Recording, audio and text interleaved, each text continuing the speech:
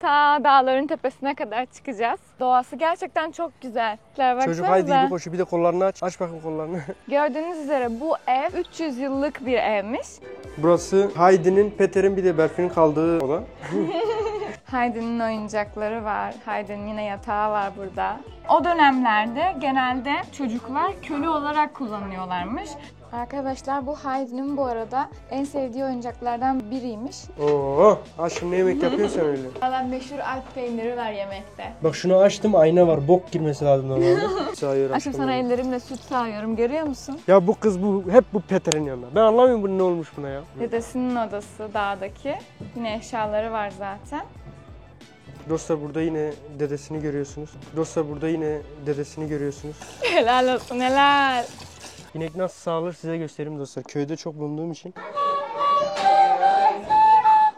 Çok tatlı bir Gel lan buraya.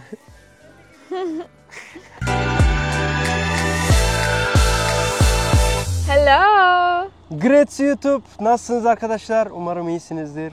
Biz çok iyiyiz. Bugün neredeyiz? Hop. Heididorf'tayız dostlar. Heidi'nin doğup büyüdüğü yerdeyiz. Bugün hep birlikte köyü gezeceğiz. Heidi'nin okuluna gideceğiz, okuduğu okula. Oradaki büyük babasıyla yaşadığı evi göreceğiz. Şehirde yaşadığı evi göreceğiz. Bakalım nasıl olacak? Siz de bu çizgi filmini falan izlemişseniz eğer sizi böyle biraz duygulandırabilir. Şimdiden söyleyeyim. Haydi gel bizle. Böyle bir yürüme yolu var. Gördüğünüz üzere burada bahçeler var. Ta dağların tepesine kadar çıkacağız. Doğası gerçekten çok güzel. Her yer yeşillik, bir de güneş falan var. Tadım testi. Tadı güzel değil mi? O da güzel değil. O Siz ama- geldiğinizde yapmayın dostlar.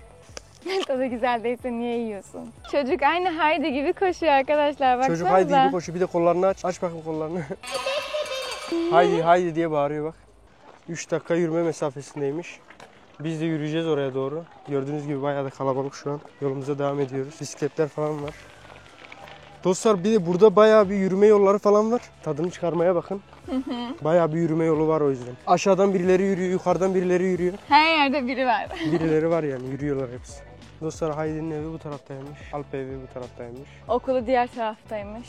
Arkadaşlar İsviçre'ye gelirseniz mutlaka bir de sakın suya para vermeyin. Çünkü her yerde bir çeşme var. Her yerde yani su içebileceğiniz bir yer var. Dostlar ben bugüne kadar yaşıyorsam, ölmemişsem eğer siz de çok rahat bir şekilde tüm suları içebilirsiniz. Sorun yok yani. Dostlar ben her çeşmede bir su içmezsem kendime gelmiyorum biliyorsunuz. İsviçre'de su içmedim, çeşme kalmadı.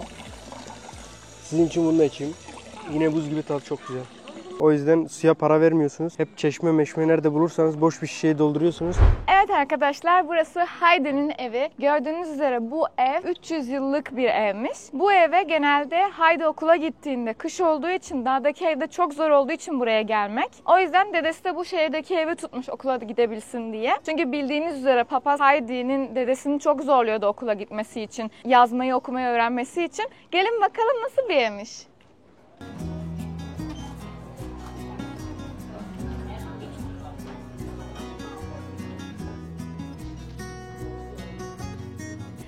Evet arkadaşlar, burası bir mahzen olarak kullanılmış. Çünkü Heidi burada kışı geçirmek için dedesiyle birlikte yeteri kadar yiyeceğe sahip olmaları gerekiyordu. Hepsini burada tutmuşlar. Farelerden koruyabilmek için etlerini, peynirlerini buraya koymuşlar mesela. Sarımsak civarı. Bir de zemini ham yapmışlar. Tam yere yakın yapmışlar ki daha soğuk olsun. Burada içecek falan depolamışlar yüksek ihtimal. Burada unlar falan vardır. Bildiğiniz üzere bakkal o zamanlar tabii ki de olmayacağı için böyle bir yer yapmak zorundalarmış onlar da. Şimdi tekrar üst kata doğru yürüyelim. Evet arkadaşlar, Heidi dedesiyle birlikte kışın dağdaki evinden şehre inmek için de bu tür kayakları kullanmış. Hatta filmde de bir sahne vardı. Peter'in evine gitmek için Heidi dedesi bu kayaklarla götürmüştü. Yine burada da var gördüğünüz gibi. Yine bu şekilde de aynı şekilde kullanmışlar. Bunlar kara batmasın diye. Bunlar yine kayakla, çubuklarıyla yine aşağı inmek için hep kullanmışlar. Çok güzel değil mi her şey? Sanki gerçekten var gibi. İsviçre'nin meşhur tahta sandalyeleri, tahta masaları, klasik İsviçre evi gibi duruyor Burada yani. da kap çanak falan var dostlar. Şimdi bugün bize ne yemek yapacaksın? Peynir, ekmek. Ben de oturayım bakalım. Evet arkadaşlar, burası Heidi'nin dedesinin adası. Haydi inekleri sağmaya gidelim mi? Peter şeref tutacağım. Burada Heidi'nin dedesinin kıyafetleri var arkadaşlar. Görüyorsunuz. Şöyle. Yine bu şekilde. Vay.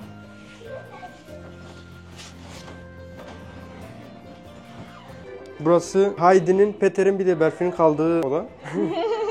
Burada da hep beraber ders çalışıyormuş. Arkadaşlar evet, bu odada genelde ısıtma olduğu için bir oturma odası olarak burayı kullanıyorlarmış. Ve Heidi çok kararlıydı Peter'e okumayı yazmayı öğretmekte. Peter hiç istemiyordu. Burada da onu göstermişler. Ellerinde kitaplar var. Burada alfabeyi yazıyor. Yine bir harf yazmış buraya. Heidi'nin oyuncakları var. Heidi'nin yine yatağı var burada. Burada yine kıyafetleri dolabı var. Ya küçücük. Yine burada Heidi'nin kıyafetleri var arkadaşlar. Bayılarda koşarak gidiyor elbise Şöyle değil mi? ellerini açarak koşuyordu ya arkadaşlar. Yalnız Burası arkadaşlar Heidi'nin odasıydı. şöyle bir şey var. Burada ayakkabı var. Heidi'nin ayakkabısı. Normalde bu hikaye böyle gözüktüğü gibi değil. O dönemlerde genelde çocuklar köle olarak kullanılıyorlarmış. Ailesi olmayan, ailesi bir suç işleyen ve o dönemdeki çocuklar, köle olan çocukların ayağında ayakkabı yokmuş. Buranın da böyle bir hikayesi var dostlar. Yine aynı şekilde yiyecekleri falan kurutmuşlar, ekmekleri kurutmuşlar.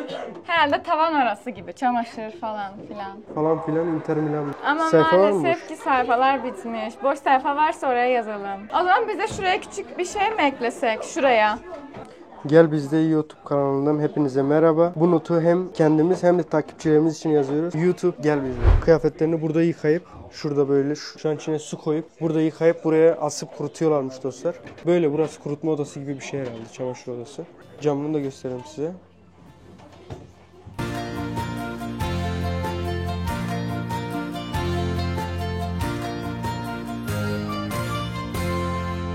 Arkadaşlar bu Heidi'nin bu arada en sevdiği oyuncaklardan biriymiş. İneği temsil ediyor. İneğe benzeyen bir oyuncak. Ve bunlarla oynamayı çok seviyormuş Heidi. Evet arkadaşlar, gördüğünüz üzere farklı dillerde Heidi'nin kitaplarını koymuşlar buraya. Heidi'nin hikayesi yaklaşık 140 yıldır var ve 55 tane dile çevrilmiş bu kitap, bu hikaye. Burada farklı farklı diller var. Gördüğünüz gibi Fransızca, İspanyolca, Hollandaca, Rusça, bayağı bir dil var dostlar. Şimdi Türkçe'de burada dostlar. 2 tane kitap hatta yan yana koymuşlar. Türkçe bir burada ve burada dostlar. Herkese birer tane, bize 3-4 tane dostlar.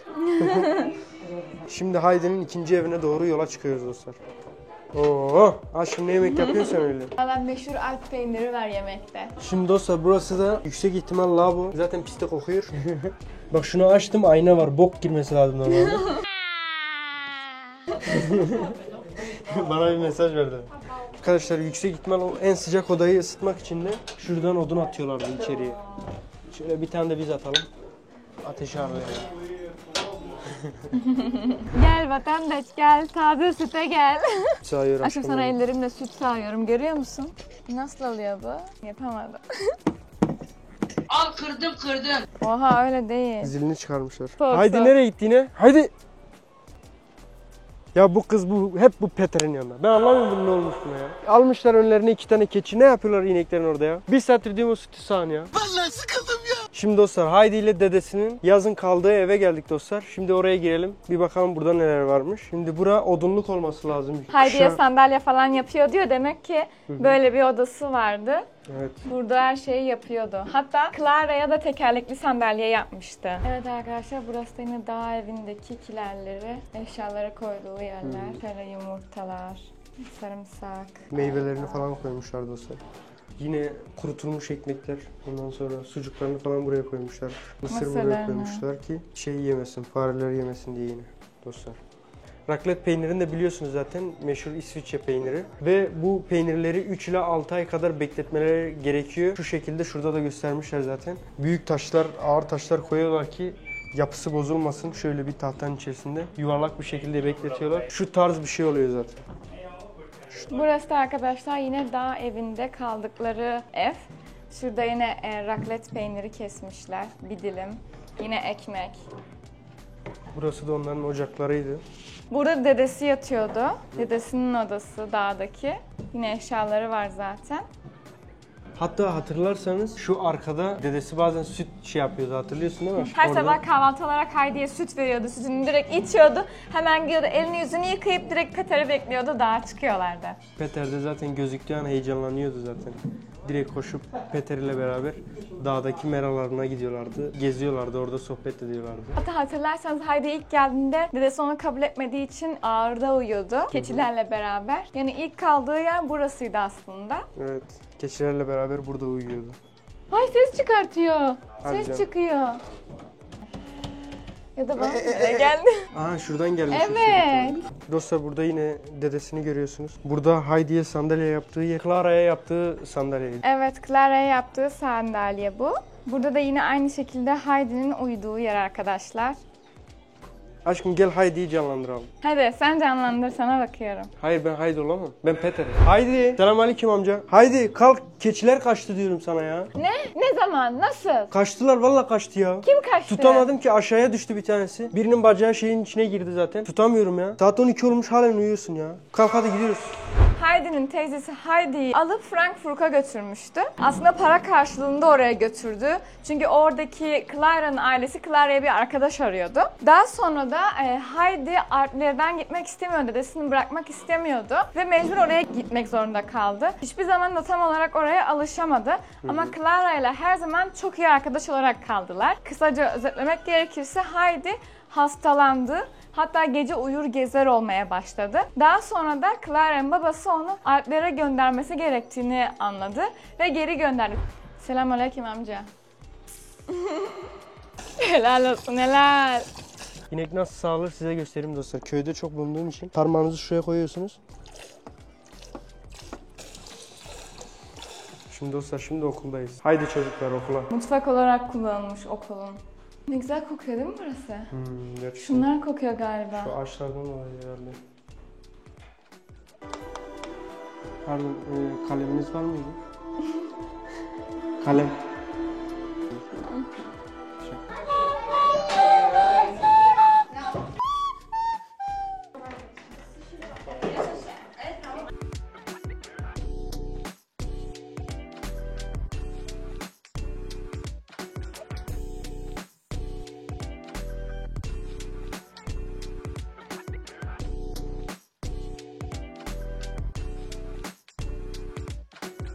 Gelsin.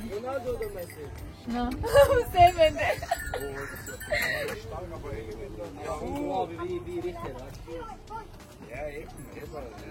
Sevmiyor. Ay çok güzel renkleri.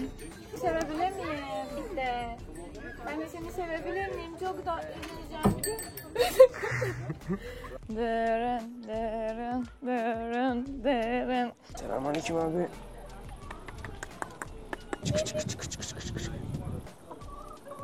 Gel baba gel.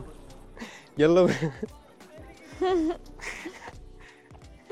Minnoş'un tipe bak ya. Nasıl koşuyor? Çok tatlı. Şimdi arkadaşlar güldük, eğlendik. Biraz da Heidi'nin yaşadığı kötü şeylerden bahsedelim. Daha doğrusu Heidi'nin değil de o zamanlarda 100.000'den fazla çocuğun yaşadığı kötü durumlardan bahsedelim. Evet arkadaşlar, yaklaşık 50 yıl öncesinde burada 100.000'den fazla çocuk köle olarak çalıştırılmış. Farklı etnik ve kökenden gelen insanlar, babası ailesi cezaevine giren insanlar. Bunların hepsinin çocukları köle olarak çalıştırılmaya başlanmış. 5 yaşından 16 yaşına kadar köle olarak çocukları çalıştırmaya başlamışlar. Halo.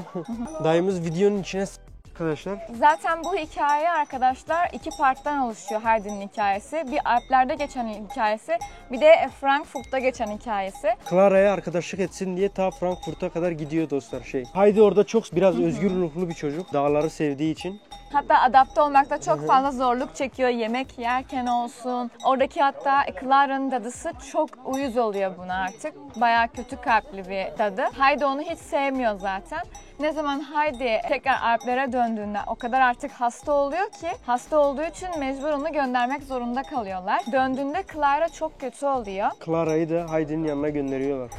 Şimdi dostlar, Walter Steck adında bir adam da var. Bu adam o zamanlarda bu olan olayları yaşamış bir adam. Ferdinkinder deniyor galiba. Ferdinkinder ya. Bunun da açılımı Almanya'da sözleşmeli çocuklar yani köleler diye geçiyor. Evet. Bu adam yaşadıklarından bahsediyor, yaşadıklarını anlatıyor. Bu adamla yapılan bir röportajı izlemiştik. Diyor ki biz her gün bir yere gidiyorduk. Yüksek bir tepe gibi bir şey varmış. Köye gelen tek yol orasıymış. Ailesi geliyor mu, gelmiyor mu? Bunu acaba ailesi bir gün onları almaya gelecek mi diye bekliyormuş. olmuş. Ve hiçbir zaman gelmedi demiş. Şöyle bir şey de var. Ben şeye de çok üzüldüm. Diyor ki yemek yeniliyordu diyor. Yemek yerken diyor biz hiçbir zaman masaya oturamadık diyor. Her zaman diyor tuvaletin önünde biz ayakta yemek yedirtirlerdi bize. Öyle yerlermiş.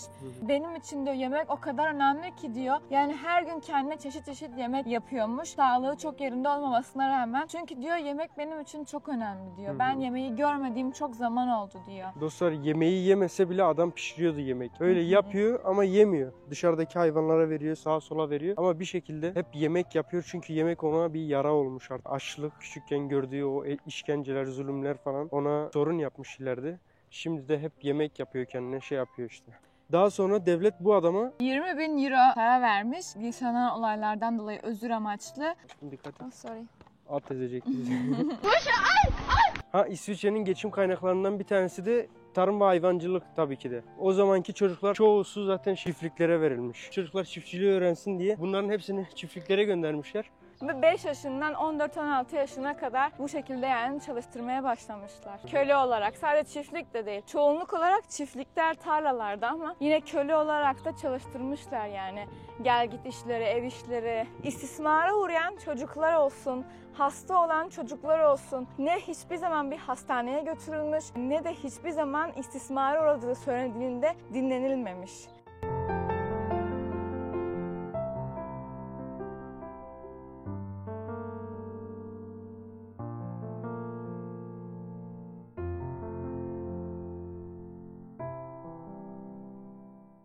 Evet arkadaşlar, çocukluğumuzda izlediğimiz Heidi'nin gelip köyünü gördük. Biz çok beğendik gerçekten. Size de göstermek istedik. Umarım beğenmişsinizdir. Çizgi filmdeki o bahsedilen yerleri, odalarını görmek gerçekten bizi duygulandırdı. Bir yandan da mutlu etti. Hayat hikayesini de biz de sonradan öğrendik. Hani küçükken biraz daha fark edemiyorsun neyin ne olduğunu. Niye mesela yalın ayakla gezdiğini hiç düşünememiştim bile. Fark etmiyordum bile, değil mi? Aynen öyle. Ben de Yani. bilmiyordum. Bir sonraki videoda görüşmek üzere. O zaman lütfen yorum yapmayı, Beğenmeyi. beğendiyseniz beğenmeyi, gitmemizi istediğiniz yerler varsa da lütfen yazın. Biz dikkate alacağız, gideceğiz. Ve takip etmeyi unutmayın. Sizleri seviyoruz dostlar. Kendinize iyi bakın. Çok öpüyoruz. Hoşçakalın.